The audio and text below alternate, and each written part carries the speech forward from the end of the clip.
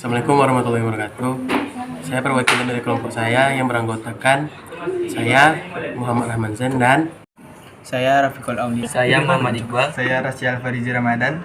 Dan saya Muhammad Asbian. menjelaskan tentang interaksi sosial yang terbagi menjadi dua, yaitu yang pertama aspek aktivitas atau konektivitas yang antara waktu dan ruang. Kedua, aspek interaksi, komunikasi, sosialisasi, institusi, dan dinamika sosial. Baiklah, kita akan memasuki bagian pertama, yaitu aspek aktivitas, konektivitas, waktu, dan ruang. Pengertian interaksi.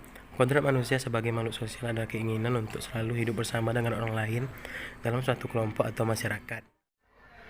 Interaksi sosial adalah hubungan-hubungan dinamis yang menyangkut hubungan antara individu dengan individu, antara individu dengan kelompok, atau antara kelompok dengan kelompok. Baik berbentuk kerjasama, persaingan, atau pertikaian. Dua jenis-jenis interaksi sosial. Yang pertama, interaksi antara individu dengan individu. B. Interaksi antara kelompok dengan kelompok. C. Interaksi antara individu dengan kelompok.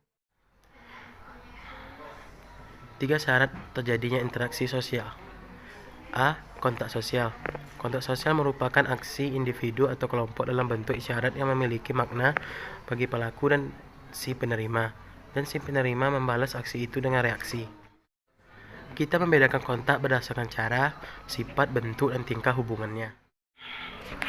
1. Berdasarkan cara. Kita mengenal dua macam kontak dilihat dari caranya, yaitu kontak langsung dan kontak tidak langsung. A. Kontak langsung terjadi secara fisik, misalnya dengan berbicara, tersenyum, atau bahasa gerak atau isyarat. B. Kontak tidak langsung terjadi melalui media atau perantara tertentu seperti telepon, radio, televisi, telegram, surat, dan lain-lain. 2. Berdasarkan sifat. A. Kontak antara individu, misalnya tindakan seseorang anak yang mempelajari kebiasaan-kebiasaan dalam keluarganya. B. Kontak antara kelompok dengan kelompok, misalnya pertandingan bola voli antar siswa SMA se-Jakarta.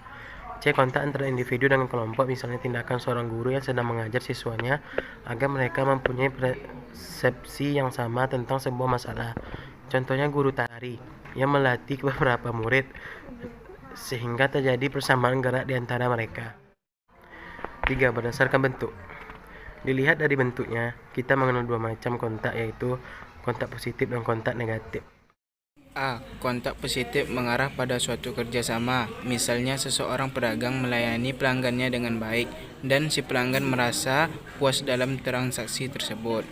B. Kontak negatif mengarah pada suatu pertentangan, bahkan berakibat putusnya interaksi sebagaimana tampak dalam perang Lebanon dan Israel. Berdasarkan tingkat hubungan. Menurut tingkat hubungannya, kita mengenal kontak primer dan kontak sekunder. Kontak primer terjadi apabila orang yang mengandalkan hubungan langsung bertemu dan bertatap muka, misalnya yang saling berjabat tangan, saling melempar, senyum, dan sebagainya. B. Kontak sekunder memerlukan atau perantara atau media, bisa berupa orang atau alat. Selain itu juga dapat dilakukan secara langsung dan tidak langsung. Kontak sekunder langsung misalnya berbicara melalui telepon. 4. Ciri-ciri interaksi sosial. 1. Jumlah pelaku lebih dari satu orang. 2. Ada komunikasi antar pelaku dengan menggunakan simbol-simbol. 3. Ada dimensi waktu atau masa lampau, masa kini, dan masa mendatang yang menentukan sifat aksi yang mendatang langsung. 4. Ada tujuan-tujuan tertentu. 5. Faktor-faktor yang mendasari interaksi sosial. 1. Imitasi. Imitasi merupakan suatu tindakan meniru sikap, tingkah laku, atau penampilan orang lain. 2. Sugesti. Sugesti adalah cara pemberian suatu pandangan atau pengaruh oleh seseorang kepada orang lain dengan cara tertentu, sehingga orang tersebut mengikuti pandangan atau pengaruh tersebut tanpa berpikir kritis dan rasional. 3. Identifikasi. Identifikasi adalah kecenderungan atau keinginan dalam diri seseorang untuk menjadi sama dengan orang lain, menjadi idolanya. 4. Simpati. Simpati adalah perasaan tertarik yang timbul dalam diri seseorang dan kemampuan untuk merasakan diri kita seolah-olah berada dalam keadaan orang lain.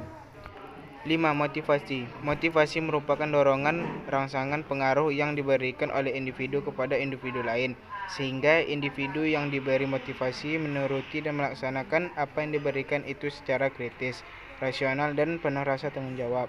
6. Empati. Empati adalah proses kejiwaan seseorang untuk larut dalam perasaan orang lain, baik suka maupun duka. 6. Bentuk-bentuk interaksi sosial. Dan Gillen, ada dua macam proses sosial yang timbul akibat interaksi sosial, yaitu proses asosiatif dan proses disosiatif.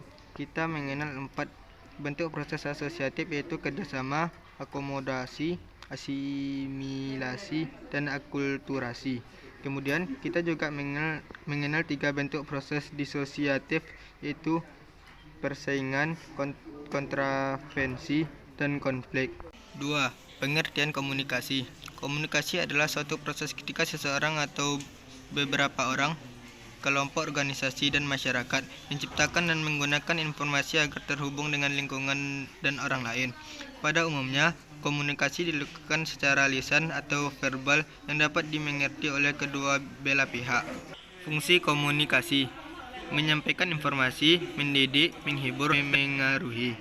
Tujuan komunikasi: tujuan komunikasi untuk mengubah sikap, pendapat, perilaku, dan sosial. Komunikasi dapat merubah sikap, pendapat, dan perilaku seseorang hingga sosial masyarakat seseorang sesuai dengan informasi yang disampaikan oleh pemberi informasi. Sehingga, pada hakikatnya, komunikasi bertujuan menyampaikan sesuatu informasi yang dapat dimengerti oleh orang lain.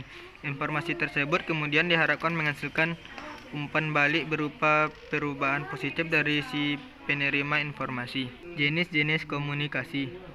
Komunikasi verbal. Komunikasi verbal adalah komunikasi yang menggunakan bahasa dalam bentuk lisan untuk bertukar informasi. Contohnya, komunikasi verbal adalah berbincang tatap muka, berbincang melalui telepon, pengumuman menggunakan pengeras suara, hingga pidato. Komunikasi nonverbal.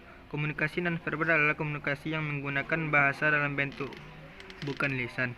Contoh komunikasi nonverbal adalah komunikasi melalui tulisan seperti surat menyurat, membaca buku, koran, juga website.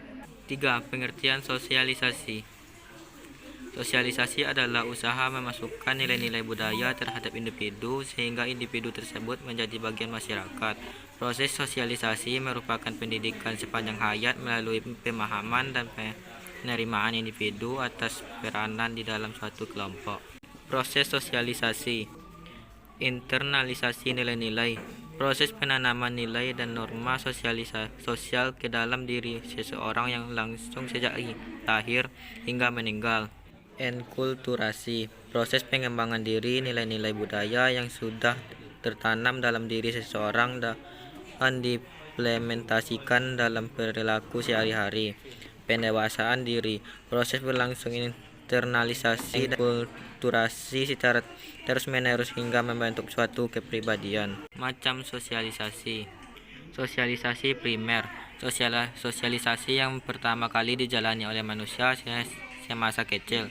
Sosialisasi ini menjadi pintu bagi seseorang memasuki keanggotaan masyarakat. Sosialisasi sekunder.